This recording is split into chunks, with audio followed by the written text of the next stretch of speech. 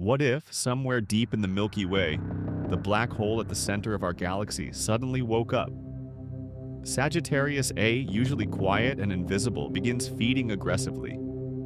Nearby gas clouds collapse inward, stars are torn apart, and matter heats to millions of degrees. The galaxy's core starts glowing brighter than it ever has in human history. And then it happens. Powerful magnetic fields snap into alignment, launching a relativistic jet.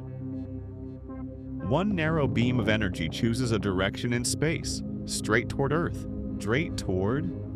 A quasar is not just a bright object.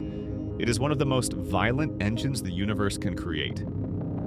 When a supermassive black hole feeds rapidly, its accretion disk becomes a furnace of plasma and radiation. Entire stars are stretched and shredded before crossing the event horizon. Magnetic fields twist this matter into focused jets, accelerating particles to nearly the speed of light. These jets release more energy than billions of stars combined, concentrated into a beam narrower than a galaxy. Sagittarius A is 26,000 light-years away, and that distance feels comforting. But distance only matters when energy spreads out. A quasar jet does not spread evenly. It stays focused for tens of thousands of light-years, punching through interstellar space almost unchanged. If Earth lies inside that beam, there is no gradual warning, no slow buildup, just a precise alignment between our planet and one of the most destructive forces ever known. The first thing to reach Earth would not be visible light, it would be radiation. A sudden wave of gamma rays and high-energy particles would slam into the upper atmosphere. Satellites would malfunction or shut down instantly. Communication networks collapse. Power grids fail across continents. Astronauts in orbit receive lethal doses within seconds.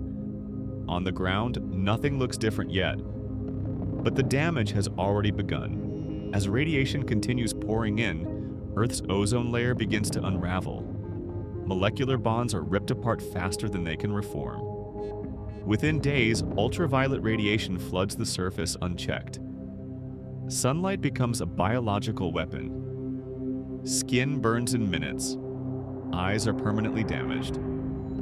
Crops wither under invisible radiation stress. Forests stop growing. The sky still looks blue, but stepping outside becomes increasingly dangerous for all surface life. This is not a cinematic apocalypse. There is no impact crater, no shockwave, no wall of fire. Cities remain standing, mountains do not move, oceans stay in place. That is what makes it terrifying. Life is erased quietly, system by system.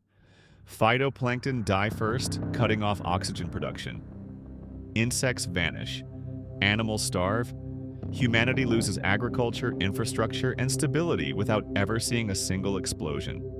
As charged particles continue to strike Earth, the planet's magnetic field struggles to deflect the onslaught. Over time, lighter atmospheric gases begin to escape into space. The sky slowly thins. Temperatures swing violently between day and night. Storm systems collapse. Rain patterns disappear.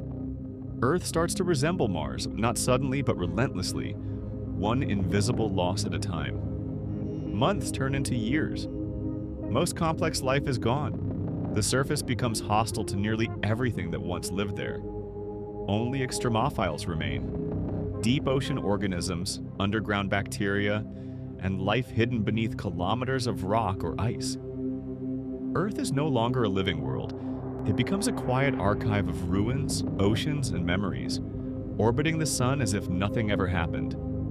The most unsettling part is how little warning we would have. By the time astronomers detect Sagittarius A entering a quasar phase, the jet's radiation would already be traveling toward us at nearly light speed. There is no technology capable of stopping it. No shield, no evacuation, no planetary defense. Humanity would watch systems fail without fully understanding why until it is far too late. The good news is that Sagittarius A is currently starving. It lacks the massive inflow of matter required to sustain a quasar. Our galaxy is relatively calm compared to the early universe, when quasars were common. Events like this are extraordinarily rare today, but rare does not mean impossible. It only means the universe has been quiet so far. So here's the real question. If Earth were not destroyed by impact or explosion, but slowly erased by a silent beam from the center of the galaxy, would we recognize the end while it was happening? Or would life fade away long before we understood what was killing our world?